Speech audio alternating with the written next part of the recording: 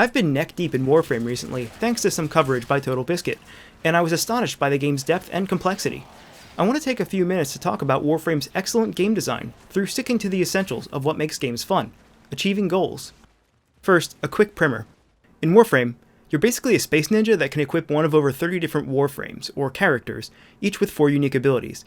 The gameplay basically plays out like many third-person shooters, and each level is randomly generated. Different planets have different tile sets whose pieces are glued together to form massive, sprawling environments. There are 16 different planets for you to visit, each with somewhere between 10 and 25 missions. Sometimes you're trying to kill everything on the map, sometimes you're trying to defend an object, sometimes you're rescuing a hostage, the list goes on.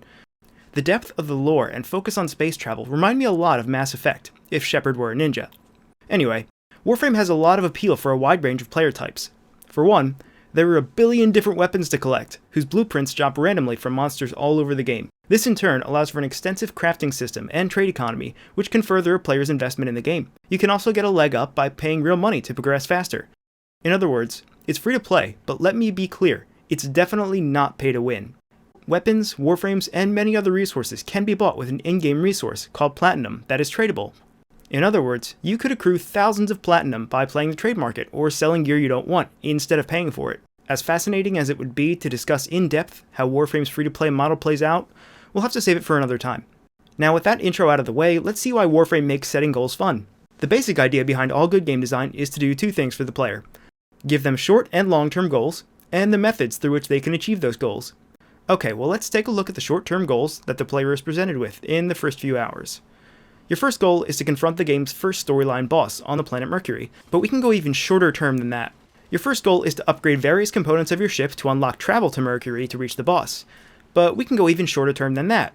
Your first goal is to complete the mission of whatever sector you're in, but we can go even shorter term than that. Your first goal is to exterminate every enemy in the map, but we can go even shorter term than that. Your first goal is to hack a computer terminal to unlock doors, but we can go even shorter term than that. Your first goal is to clear out a room of enemies so that you can get the loot behind them. I think you see the pattern here. If the long-term goal here is to confront the boss on Mercury, then that goal actually consists of many short-term goals that you'll be able to start working on right away. Each short-term goal is built upon others, and each short-term goal acts as a foundation for the ones above it. We can also start small and go in the other direction. Say an enemy drops a blueprint for a new weapon that you think would be really fun. Now you have a list of materials that you need to craft the weapon, but what if you're missing one of them? If it's on another planet that you have to unlock, your next short-term goal might be to collect that material. And meanwhile, you've already set tens or hundreds of short-term goals to clear missions, fight bosses, and craft even more powerful gear. Also that you can reach that one planet that holds that one resource that allows you to eventually craft this one weapon. More powerful weapons often require a set of 4 blueprints specific to that weapon, each of which usually drops in an entirely different area of the game. And the cherry on top here is that there are over 250 weapons. Each weapon starts unranked and can be leveled up to 30 times to reach rank 30. You can already see how complex this is, and weapons are really just a small component of Warframe's content, because there's also the mod system. Throughout your play, you'll pick up plenty of mods, which act as the main upgrades for your weapons.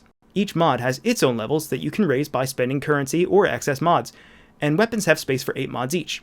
If you have 8 mods you want to level up, and each one caps at level 5, that's 40 or so different short-term goals that you can set for yourself, nested in the long-term goal of completing a single build, out of potentially millions or billions of different weapon builds. So there, that's one long-term goal comprised of many short-term goals, and the outcome is that you have created one new weapon.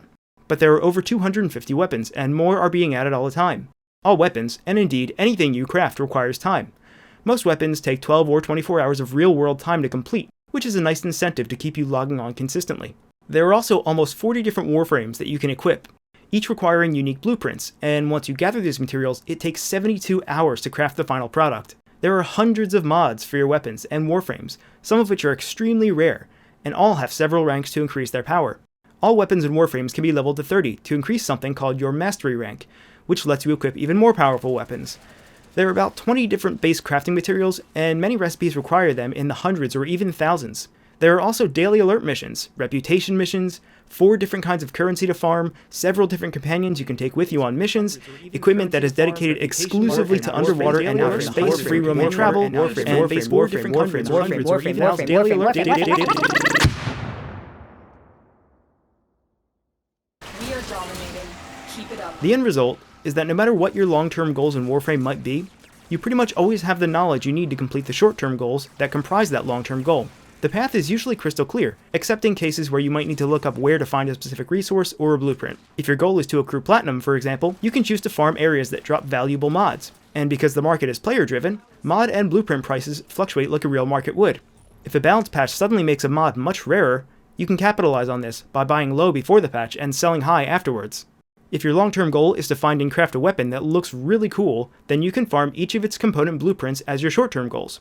There's no pressure in the game to play any specific way, so what goals you set will be unique to you. And because of the sheer number of weapons and items to collect, there's something for pretty much everyone. In Warframe, you're dropped into a world with thousands upon thousands of short-term and long-term goals to set and achieve at your own pace.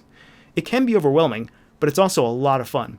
So if you like games that set you up with all sorts of interesting tasks for all sorts of interesting rewards, give Warframe a try. If you enjoyed the video, feel free to subscribe, and we don't say no to comments or thumbs up either. You can also thumbs down if you want, but please, no, please.